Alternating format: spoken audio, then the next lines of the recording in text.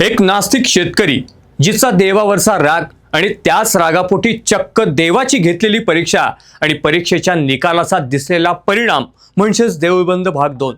Deoolband, Mulshi pattern, Dharmaveer, Dharmaveer भाग 2 असे सलग हिट चित्रपटाची परंपरा राखणारा यशस्वी लेखक दिग्दर्शक प्रवीण विठ्ठल तरडे यांचा हा चित्रपट का बघावा?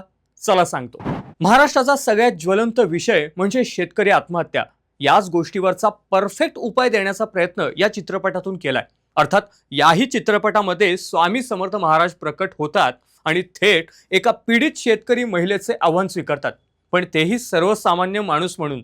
मग देव असूनही त्यांना देखील येणाऱ्या अडचणी, आव्हानं नेमकी काय काय आहेत ते देखील या चित्रपटातून दाखवण्यात आलेलं आहे. सगळ्यात खतरनाक गोष्ट म्हणजे या चित्रपटातील खतरनाक डायलॉग्स, तेही एकदम प्रवीण तरडे स्टाईलमधले.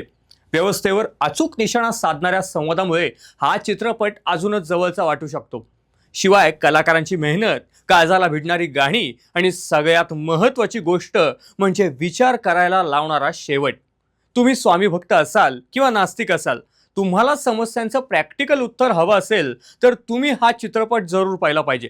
याशिवाय हा चित्रपट पाहिल्यानंतर कदाचित तुम्हाला देऊळबंद पहिल्या भागाची आठवण आल्याशिवाय राहणार नाही. आणि असं मी का म्हणालो याचं उत्तर तुम्हाला चित्रपटामध्ये नक्की मिळेल. तुम्ही हा चित्रपट पाहिलाय का? देऊळबंद पहिला आणि दुसऱ्या भागामध्ये तुम्हाला कोणता चित्रपट जास्त आवडला हे कमेंटमध्ये नक्की सांगा.